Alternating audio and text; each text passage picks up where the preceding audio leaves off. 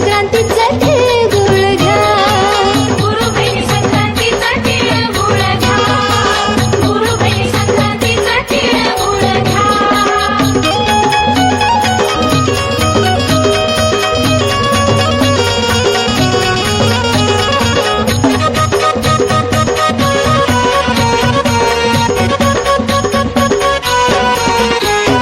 संक्रांतीच्या सणाला गोड बोला बाई, मनामध्ये हसला